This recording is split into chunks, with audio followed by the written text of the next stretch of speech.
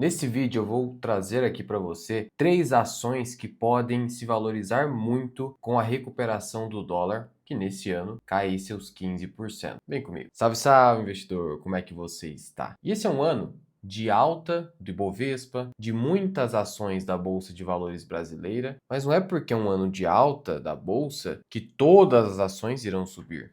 Raramente isso acontece. O que pode acontecer em grandes ciclos de alta são sim a maioria das ações subindo naquele país, que está recebendo um fluxo comprador. Mas não é o caso. A gente teve uma alta concentrada em alguns setores, em algumas empresas, e empresas que se beneficiam de um dólar mais forte acabaram caindo. Não só por conta do dólar. Há outros motivos. E são boas empresas, por isso que a gente vai tratar aqui delas. Como eu falei, o dólar está caindo em 2025, quase 15%, tinha caído até mais do que isso. Aí, por conta da correção da Bolsa de Valores, o dólar começou a subir um pouquinho, mas ainda a queda é muito relevante. E por conta disso, empresas que possuem parte da sua receita dolarizada ou até a receita toda caíram. E começando pela primeira empresa aqui, eu quero falar a respeito da Klabin, que nos últimos 12 meses cai ali quase 14%. No ano, a empresa cai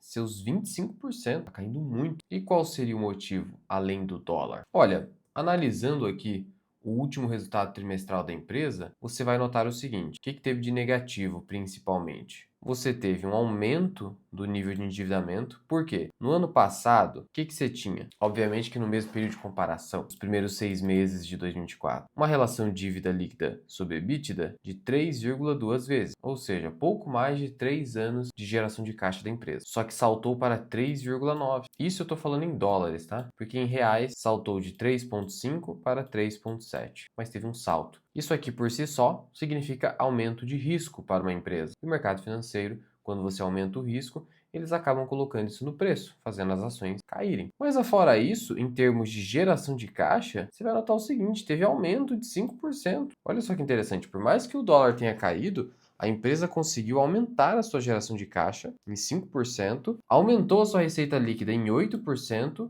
apesar do aumento de endividamento. Então, na prática, com relação a Klabin, além da queda do dólar, já que parte da receita da empresa é dolarizada, especialmente quanto à celulose, só teve como ponto negativo o aumento de endividamento. Veja que celulose hoje continua sendo, considerando os 3 principais segmentos de negócios da empresa, continua sendo a principal linha de negócio. Mas já percebe aqui que, considerando o volume total de vendas, está ali nos seus 40%. Então a empresa está cada vez mais fazendo o quê? Trazendo mais relevância para o seu negócio de papéis e embalagem, fazendo com que a receita da empresa fique mais protegida, tendo aí um mix de produtos que faz com que a empresa não fique altamente dependente de um ciclo específico. Isso deixa a receita da empresa mais equilibrada, traz mais previsibilidade na geração de caixa, e a empresa precisa disso. Afinal de contas, ela opera com um nível de dívida alto. Historicamente é assim que acontece com o Klabin. Faz parte do negócio da Klabin. É um negócio centenário que opera dessa forma. Sendo assim, é uma queda que aparentemente é uma oportunidade. Ah, Luan, mas esse índice preço-lucro aí, 10x, não é muito, não? Então, você não pode olhar simplesmente para o PL. Você precisa olhar para o indicador EV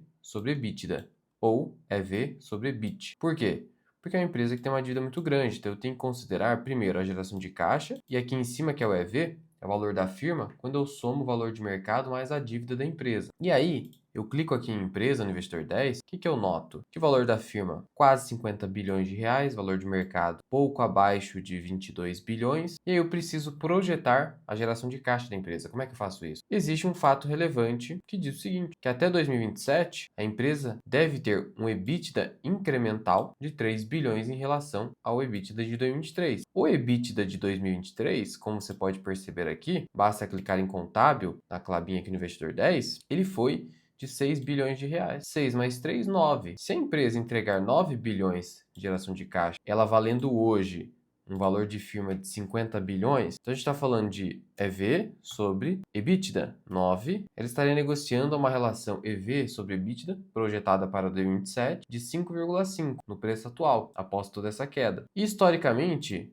Qual o múltiplo de negociação da empresa? A média é 8. Em 2024, foi mais de 9. 2020, 11, 12, 16. Portanto, parece um caso de desconto. Sem que haja aqui o quê? Algo muito negativo na empresa. Não tem. A dívida, mas isso historicamente é normal na Klabin. Alô, mas não gosto de empresa endividada, então fica longe. Mas entenda, empresas com receitas mais previsíveis e que possuem uma alta necessidade de despesa de capital, como é o caso da Klabin, geralmente vai ter uma dívida mais alta. Mas se a minha receita é previsível, eu consigo dar conta dessa dívida, sem maiores problemas. Historicamente foi assim com a Klabin. Pode mudar no futuro? Pode mudar. Mas hoje ela está negociando aí praticamente com 50% de desconto em relação ao seu múltiplo histórico. E muito dessa queda, de novo, decorre da queda do dólar. A segunda ação da lista é a WEG. Aqui uma empresa mais cara, mas que também cai bastante nesse ano. No ano, ela está caindo ali quase 30%. Nesse momento, está subindo bastante por conta de uma notícia. Veja só a notícia, a gente já fala o que está acontecendo com a WEG nesse ano resumidamente. Basicamente, a WEG saltou quase 5% no dia por conta de planos de investimentos da Light. O que acontece? A Light é a concessionária de distribuição de energia elétrica do Rio de Janeiro. E como ela tem uma saúde financeira complicada, o mercado fica às vezes fazendo o seguinte: será que a empresa vai conseguir renovar a concessão? Essa é uma dúvida. Até porque a empresa sofre muito com furto de energia, tá ali com uma estrutura de capital complicada, tem uma dívida alta.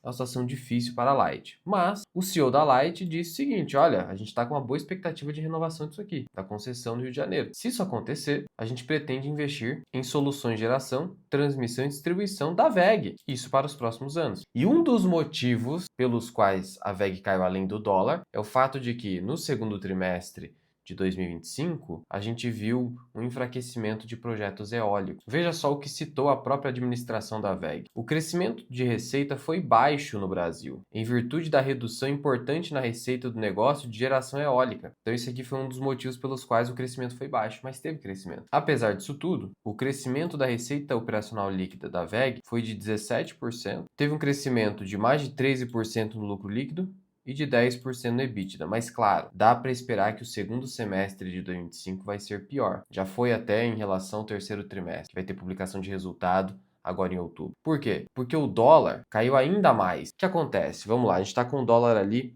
mais ou menos a 5,30 nesse terceiro trimestre de 2025. Só que o dólar praticado no ano passado, no período, ele foi maior, teve um salto. Então a gente pode esperar sim uma receita mais fraca em termos de crescimento. Deve haver algum crescimento, mas vai ser um crescimento mais fraco. E aí o mercado financeiro ele age dessa forma, ele se antecipa e desvaloriza as ações. Inclusive o BTG Pactual espera um crescimento mais fraco, muito por conta das tarifas dos Estados Unidos, encarece ali os insumos que a WEG tem que utilizar na sua operação, especialmente cobre. Então, essas tarifas, obviamente, vão encarecer a operação da WEG. E é preciso dizer o seguinte: tarifa é imposto. E imposto não necessariamente é repassado ao consumidor automaticamente. Não é assim que funciona. O repasse do custo, ele ocorre a médio prazo, longo prazo. No curto prazo, as empresas, a fim de não perderem market share, participação de mercado, elas seguram. E a expectativa do BTG aqui é de que as margens sejam menores, porque a WEG vai segurar esse repasse. Isso acontece. Então não pense você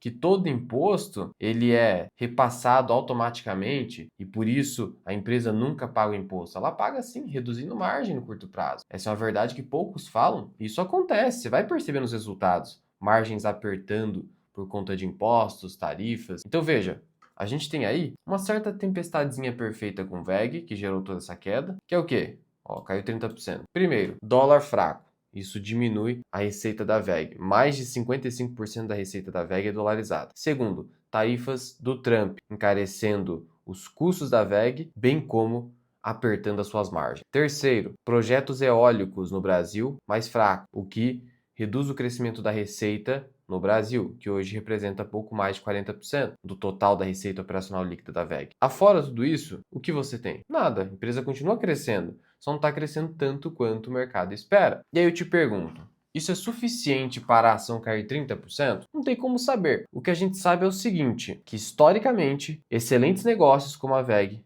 quando caem bastante, 30%, 40%, e do topo a WEG caiu uns 38%, geralmente é uma oportunidade. Vou lembrar aqui novamente de um caso que aconteceu em 1990, Capital Cities, uma das empresas favoritas do Buffett à época. Ela chegou a cair 40% simplesmente porque ela reportou um lucro líquido igual ao do ano anterior, porque o mercado estava acostumado a ver a Capital City crescendo 20% ao ano seu lucro líquido, algo muito próximo da WEG. E aí, depois disso, a empresa mais que dobrou de preço. Foi uma simples recessão ali no momento, 1990, que afetou as receitas da empresa de mídia, e aí depois se reverteu. O melhor momento para comprar excelentes negócios, que geralmente negociam com múltiplos mais altos, são nesses momentos de recessão, notícia negativa, correção de mercado ou algum desastre pontual na administração da empresa. A gente não teve desastre pontual na administração da empresa aqui. A gente até está tendo aí uma correção de mercado, mas não afeta a WEG, que já caiu bastante. Existe uma recessão? Não. Está havendo crescimento econômico, ainda que modesto. É basicamente fatores macroeconômicos aí, que na minha visão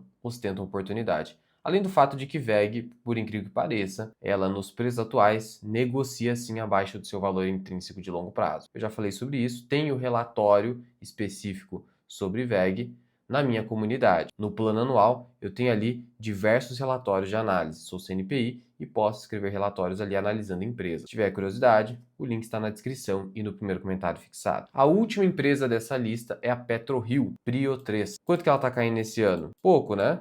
Não está caindo tanto, mas quando eu pego os últimos 12 meses, a queda é de 15%, que é o que está mais ou menos aqui no Investidor 10. Primeiro ponto, não se engane com esse PL apenas 3, tá? Cuidado ao só bater o olho, nossa, 3 vou comprar. Não é assim. A empresa, sim, está barata, mas também não é esse múltiplo maluco aqui. Primeiro, é uma empresa exploradora de petróleo. Então aqui você tem o fator commodity, que é a dependência do petróleo. E aí, é preciso lembrar o seguinte, geralmente empresas de commodities negociam com dívida mais alta. É o caso atual da PetroRio. Então eu preciso olhar para o indicador EV sobre EBITDA, projetado para 2025. Não se atente apenas para esse que aparece imediatamente, porque pega os últimos 12 meses, faça a projeção. A média da empresa é 6,4, a média do setor 7,44, mas e aí, para esse ano, quanto que vai ser? Olha, a empresa, considerando o dólar atual, ela está gerando aí um EBITDA próximo de 276 milhões de dólares por trimestre. Então dá para você esperar no máximo US$ 1 bilhão, porque tem um evento aqui que vai reduzir temporariamente a geração de caixa da empresa. US$ 1 bilhão.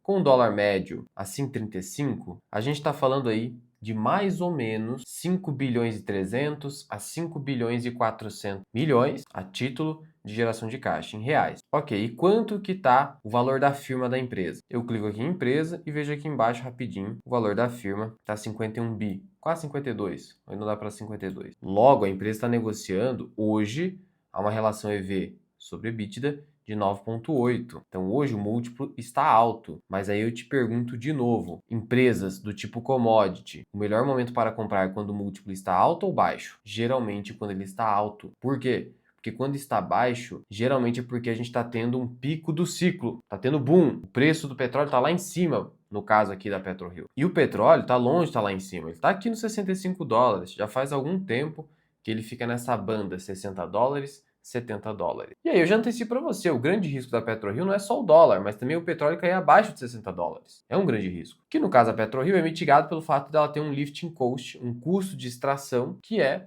um dos menores do mercado. Se você comparar com as outras petrolíferas juniores no país, ela é a melhor. E quando a gente está falando de um negócio de exploração de petróleo, commodity, o custo de extração é importantíssimo.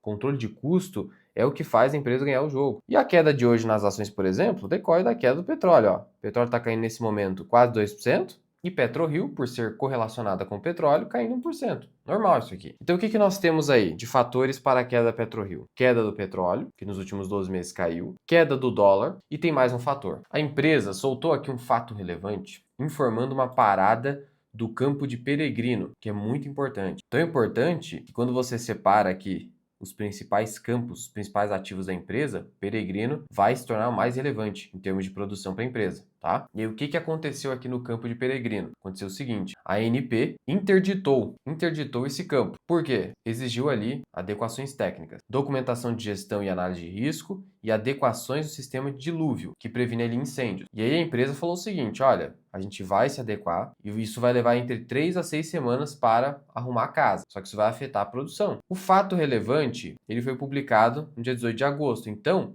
a adequação deve estar ocorrendo já nesse mês. tem que ocorrer. Mas a produção foi afetada, não à toa que conforme o último dado operacional reportado pela PetroRio, você vai notar que em setembro a produção de petróleo caiu para 71 mil barris por dia. Em agosto foi de 91 mil, em julho 100 mil. Normal, né? Tinha que cair bastante. E o mercado bateu no papel, porque quando foi reportado esse fato relevante, as ações caíram lá dos seus 41, 42 para 38 e agora está negociando aí nessa banda. Tá, Luan, entendi, mas me diz uma coisa, qual seria o gatilho de alta para as ações? O gatilho é o seguinte: ela vai dobrar eventualmente a sua capacidade de produção. Mas, de novo, dobrar capacidade de produção se o petróleo cair, isso é insuficiente. Sempre atenção nisso. Porque senão você poderia comprar tudo de uma ação que está super barata, sem entender os riscos, achando que chegou no fundo do poço. Agir dessa forma pode ser perigo de ruína. Mas, considerando o petróleo até 60 dólares e o dólar não caindo muito abaixo de R$ 5, dobrar a capacidade produtiva para abril vai ser excelente. E aí o que acontece? Existe um outro campo,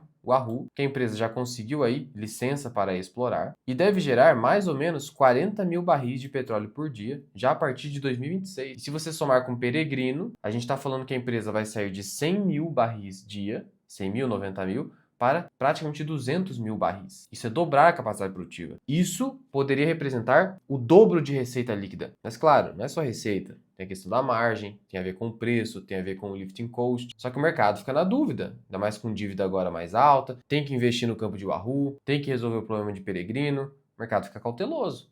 Ainda mais com o petróleo aí enfraquecido nesse curto prazo. Então esses são os riscos. Mas a simples alta do dólar já poderia gerar a valorização da PetroRio. Então essas ações são formas de o brasileiro, que não quer mandar dinheiro para fora agora, eventualmente, realizar uma dolarização indireta, aproveitando essa queda do dólar, uma exposição indireta. E de novo, se quiser ter acesso aos meus relatórios de análise das melhores empresas da bolsa, eu te convido a conhecer a minha comunidade, Formação Mirai Investing, onde inclusive você vai ter acesso por uma assinatura de apenas R$ 2 por dia ao meu curso Formação Mirai Invest. E ainda os meus relatórios de análise. Publiquei, por exemplo, um recente sobre o Grupo Mateus. Falei sobre Sabesp, Odontoprev, Equatorial Energia. São empresas que você não vê o pessoal falando por aí. E eu escrevi relatórios sobre essas empresas, além de VEG, Itaú, Vivara e outros. E ainda todos os vídeos para membros Carteira Mirai se encontram aqui, além de postagens exclusivas, movimentos que eu faço na minha carteira e muito mais. Conheça todos os benefícios da minha comunidade no link da descrição e no primeiro comentário fixado. Mas conta para mim aqui embaixo, você possui alguma dessas ações? Estão no seu radar? E já aproveita,